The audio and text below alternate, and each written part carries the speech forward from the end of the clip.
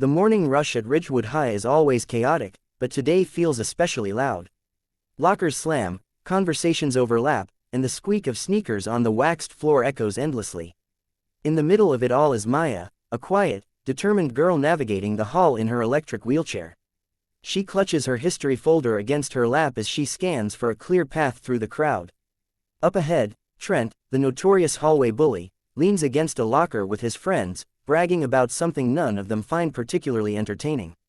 When he spots Maya approaching, irritation crosses his face, an expression that quickly turns into an ugly grin. "Hey, Wheels," he mocks loud enough for everyone nearby to hear. His friends snicker. Maya lowers her eyes, hoping he'll ignore her if she doesn't react.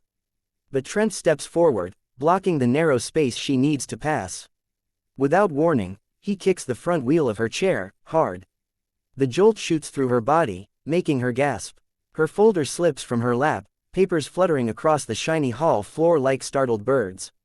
A few students laugh, others freeze, unsure whether to intervene. A couple of phones are lifted, recording, because it's easier than helping. Maya feels her face burning, not because of physical pain, but because the humiliation is suffocating. She wants to disappear, to reverse her chair and drive away as fast as she can. But then she hears someone whisper, "That's messed up," and the hallway begins to shift. A girl kneels to help gather Maya's papers. A boy steps in front of Trent, shooting him a glare.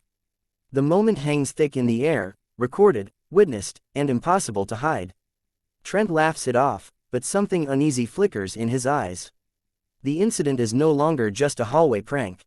It's evidence, it's exposure, and it's the beginning of the storm heading his way. The school afternoon is normally predictable, students drifting toward buses, teachers monitoring the parking lot. But today, a low rumble in the distance begins to build, growing louder and deeper until the pavement seems to vibrate beneath everyone's feet. Heads turn toward the street as 40 motorcycles sweep around the corner in a disciplined formation. The roar of their engines pierces the quiet campus like thunder.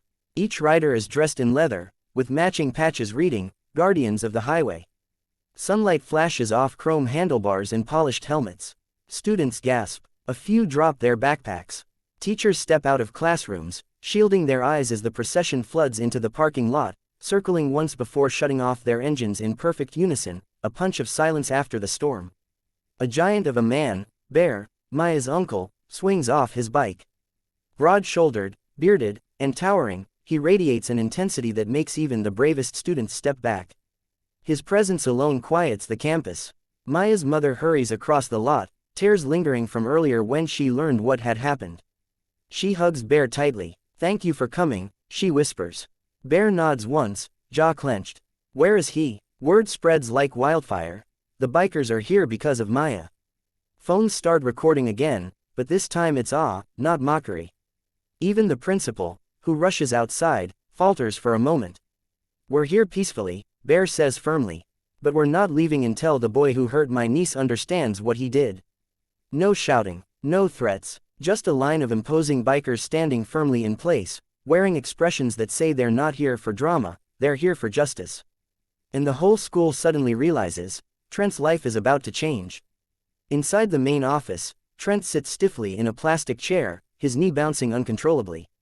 He tries to act indifferent, but when he looks through the window and sees the crowd of bikers waiting outside, the color drains from his face.